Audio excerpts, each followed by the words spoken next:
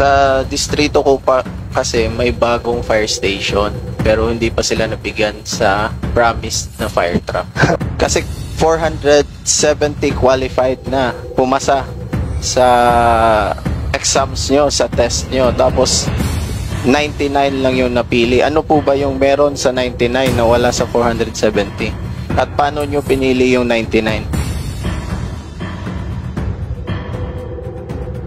So you mean to say, isang tao lang yung pipili, ang regional director lang yung pipili sa 470 applicants, isang tao lang? In that case, sir, if there are applicants, we can monitor if there are any solicitations for the positions, and we will do our best to curb that kind of corruption, sir. May we now recognize Vice Chair Carl Nicolas Cari. Good afternoon, Mr. Chair. Good afternoon, Secretary. For BFP, regarding the 2.8 billion pesos allocated by the DBM to the BFP last 2024 and 1 billion allocation this year for new fire trucks and emergency vehicles based on the special provisions of NEP 2024 and NEP 2025. How was the fund managed? Was it divided by region fairly, and who oversaw the purchases in each area? Sir, I personally took an active role in the procurement process. We are now in the process of finding the best possible price and the best possible service for the Filipinos regarding the price of fire trucks. Before I assumed office, there were reports of massive overpricing. So we did a direct-to-market analysis study, and we are getting the results, and we will bid the fire trucks out in the soonest possible time before the year ends. We expect to purchase between now and the end of 2026 or another 700 to 800 fire trucks to be distributed to those most in need. And those fire trucks are according to specifications of different areas. Like for the mountain areas of the Cordilleras, there will be 4x4 or 6x6 fire trucks that can traverse the mountains. And for the urban centers, there will be 1,000 gallons powertrain output and some 500 gallons. So it will be a mixed bag, sir. Sa Region 8 po ba, Secretary? Ilan po yung nabigyan? Sir, we will confer with we have a list of those who do not have fire trucks and those with, we have some fire trucks which are 45 years old and still running. So we will replace those in need, and we will provide those where we have, sir, a general heat map of the Philippines where most of the fires occur, and we will distribute it accordingly to those who need it most. Sa distrito ko pa kasi may bagong fire station pero hindi pa sila nabigyan sa promised na fire truck. So, oh, sir. Yes, sir. It is my first year here in the DLG, but I will make sure so that you're as soon as it takes 290 days to deliver a fire truck, but as soon as it arrives, we will make sure that your district immediately receives one, sir. Sige po. And I want to understand the recruitment process for Fire Officer 1, specifically whether the regular quota and attrition quota applicants follow the same process. Are they evaluated using the same hiring matrix or ano po? Thank you, sir. The regular quota and the attrition quota goes through the same process of recruitment. We have the same qualifications standards set forth by the law, and it goes through the regular attestation of the Civil Service Commission, sir. This year, hiring process in my region, Region 8, 470 applicants for both the regular and attrition quotas successfully passed all stages of recruitment. These 470 candidates underwent final deliberation to establish a list of 99 applicants selected for the oath-taking ceremony. The Human Resource Merit Promotion and Selection Board, or HRMPSB, oversees this final deliberation, with the regional director serving as the chairperson of the board. I would like to understand how the HRMPSB evaluated these 470 finalists? Are they ranked based on their test scores? Did their addresses influence the result of the deliberation?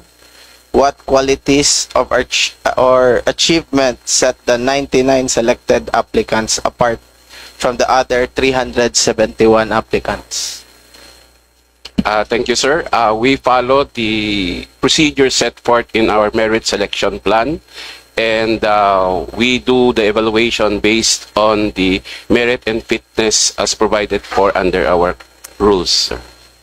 Kasi 470 qualified na pumasa sa exams nyo, sa test nyo, tapos 99 lang yung napili. Ano po ba yung meron sa 99 na wala sa 470?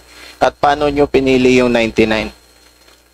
We have only an equitable distribution of allocation of personnel per region. We don't have that much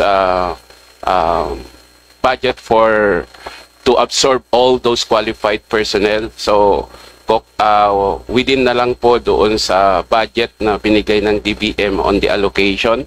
So the regional director is tasked to has the power to appoint and will select based on the criteria set forth by the... So you mean to say, isang tao lang yung pipili, ang regional director lang yung pipili sa 470 applicants, isang tao lang?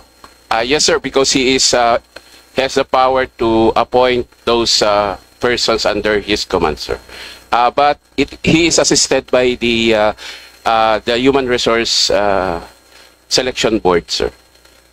Sa ibang regions po kasi, ang nangyayari, nag-draw by lots.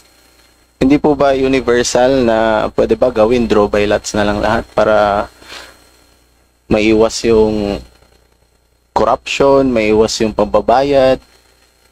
Kasi may mga issue sa region ko na may mga officers daw na nagpapabayad, nagre-reserve ng slots.